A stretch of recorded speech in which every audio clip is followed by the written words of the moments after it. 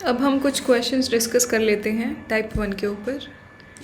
First question is f(x) equals to greatest integer function of x square where x belongs to r। अब मेरे को एक बात बताओ स्टूडेंट्स, इस केस में हमारा g(x) क्या है? Ma'am x square. अब हम चेक करेंगे g(x) कहाँ इंटीज़र बन रहा है। तो x 0 पे भी इंटीज़र है, 1 पे भी एक इंटीज़र बन रहा है, -1 पे भी इंटीज़र बन रहा है, और √2 पे भी इंटीज़र बन रहा है, -√2 पे भी इंटीज़र बन रहा है। सिमिलरली √3 पे भी एंड -√3 पे भी इंटीज़र बन रहा है। तो हम क्या बोल सकते हैं कि जो हमारा सेट S आएगा, स्टेप 1 था जो हमारा सेट ऑफ डिसकॉन्टीन्यूटीज़, शक वाले पॉइंट्स क्या आ रहा है? मैम ये वाले पॉइंट्स आ रहे हैं सारे। इसको हम क्या लिख सकते हैं स्टूडेंट्स? ऑल दोज, इसको हम लिख सकते हैं √n ±√n and n belongs to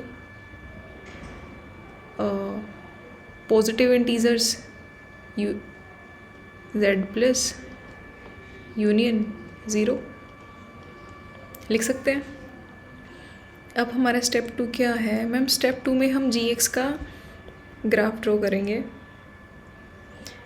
x square का ग्राफ कुछ ऐसा होता है स्टूडेंट्स, और चेक करेंगे कि हमारे जो शक वाले पॉइंट्स हैं, पॉइंट्स ऑफ डिसकॉन्टीन्यूटीज़, उनमें से किसी भी पॉइंट पर हमारा लोकल मिनिमा तो नहीं बन रहा।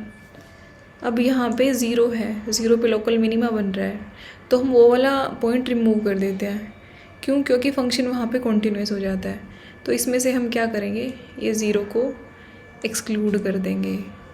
तो यहाँ से भी हम 0 को एक्सक्लूड कर देंगे। तो ओवरऑल हमारे जो points of discontinuities of f आया वो क्या आया? ±√n and n belongs to natural number.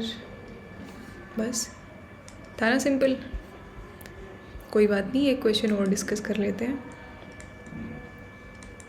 अब की बार हम क्या लेते हैं? f(x) equals to greatest integer function of log x with base e। सबसे पहले तो यहाँ ये भी चीज़ है, x belongs to r plus. Ma'am positive r क्यों लिए, नेगेटिव क्यों नहीं ले सकते? बेटे एक ध्यान से देखो एक चीज़, यहाँ पे है हमारा log x, और log की हमेशा इनपुट पॉजिटिव होती है ना। तो g(x) को आइडेंटिफाई करो पहले, क्या g(x) equals to log x with base e, या फिर ln x भी लिख सकते हैं। हमें देखना है कि g(x) कहाँ पे इंटीजर बन रहा है। स्टेप 1 में लिखेंगे g(x) जहाँ इंटीजर बन रहा है। हमारे g(x) का ग्राफ कुछ ऐसा होता है ना, something like this. Yes ma'am. अब ये वाली जो हमारी लाइन होती है ना, x एक्सिस, ये तो हमारी होती है डोमेन, और ये जो y होती है ना, ये होती है हमारी कोडोमेन, और जहाँ जिस पोर्शन में ग्राफ होता है तो उसको बोल देते हैं रेंज। ठीक है।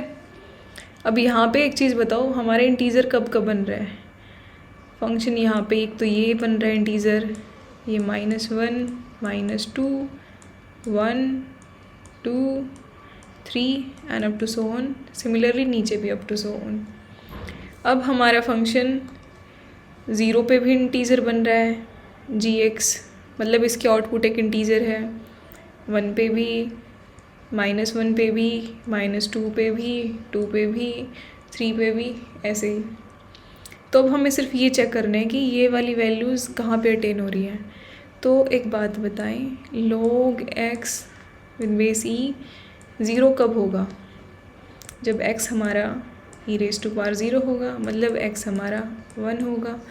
तो एक तो पॉइंट आ गया हमारा 1, कोमा दूसरा log x with base e -1 कब होगा? मैम जब x इक्वल्स टू e⁻1 होगा, x जब 1/e होगा। तो एक आ गया हमारा e⁻1। और क्या आ रहा है स्टूडेंट्स? अब log x हमारा 1 कब आ रहा है? जब x हमारा e⁻1 है, that is x equals to e, तो e भी डाल देते हैं। सिमिलरली 2 कब आएगा? जब e² होगा, e⁻2 e⁻2 up to so on. तो हमारे set of discontinuities of f क्या आ रहा है स्टूडेंट्स? मैम ये आ रहा है, ये वाला सेट आ रहा है। क्या आ रहा है 1 e raised to power 1 e raised to power -1 e raised to power 2 e raised to power -2 up to so on. अब एक चीज़ देखो, सेकंड स्टेप में हम क्या करते हैं, सेकंड स्टेप में हम उन पॉइंट्स को बजाते हैं जिस पे फंक्शन हमारा लोकल मिनिमा बन रहा है। तो g(x) हमारा लोकल मिनिमा किसी पे नहीं बना रहा, तो मतलब ऐसा कोई पॉइंट है ही नहीं। तो ये वाले जो पॉइंट्स होंगे यही हमारे डिसकंटिन्यूटीज़ ऑफ f बन जाएंगे। इसको हम क्या लिख सकते हैं, e raised to power n belongs to integers। Yes ma'am, that was it about this question. एक और क्वेश्चन डिस्कस कर लेते हैं for better clarity of concept. अब की बार हम क्या करेंगे, f(x) को 2 टाइम्स ऑफ cos x ले लेंगे और x की ले लेते हैं हम डोमेन 0 to 2π। ठीक है, अभी हम पहले g(x) आइडेंटिफाई करेंगे। g(x) क्या है मैम, 2 cos x। अब एक बात बताओ, cos x का ग्राफ कैसे होता है, कुछ ऐसे होता है, ये वाली वैल्यू हमारी होती है 1, ये वाली वैल्यू होती है हमारी -1, ये होता है हमारा cos x का। लेकिन हमें चाहिए क्या, 2 times of cos x। Ma'am उससे क्या होगा, बेटे उससे होगा तो कुछ नहीं, लेकिन उसकी ना रेंज इंक्रीज़ हो जाएगी। नेचर तो सेम है अभी भी, लेकिन जो 1 से -1 के बीच में वेरी कर रहा था ना, अभी -2 से 2 के बीच में वेरी करेगा ग्राफ। ओके मैम, अब हमारा पहला स्टेप क्या होता है, हम वो सारे पॉइंट्स को कलेक्ट करते हैं जिस पे हमारा फंक्शन इंटीजर बन रहा है। ये हमारी डोमेन होती है x, y हमारी होती है कोडोमेन। तो अब एक बात बताओ, यहाँ पे इंटीजर कब बन रहा है, cos x।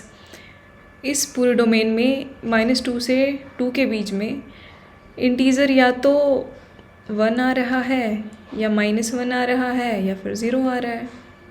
तो हम वो सारे पॉइंट्स को कलेक्ट कर लेंगे जहाँ पे फंक्शन या तो 0 हो रहा है या 1 हो रहा है या -1 हो रहा है।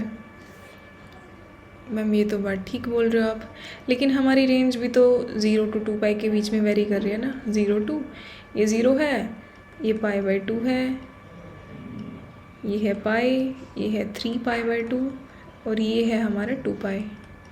तो सिर्फ यहाँ तक, यहाँ से यहाँ तक के पॉइंट्स देखने हैं हमें। कितनी बार हो रहा है, काउंट कर लेंगे मैम।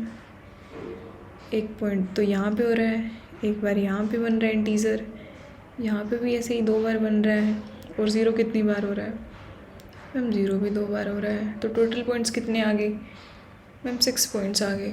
अब एक बात बताओ, इनमें से क्या कोई ऐसा पॉइंट है जहाँ पे फंक्शन लोकल मिनिमा बना रहा है इन पॉइंट ऑफ डिसकंटिन्यूटीज़ जो हमने कलेक्ट करे हैं उनमें से? मैम नहीं बना रहा। तो हमारे जो ये सेट 1 के जो पॉइंट्स होंगे ना, वही हमारे डिसकंटिन्यूटीज़ ऑफ f बन जाएंगे।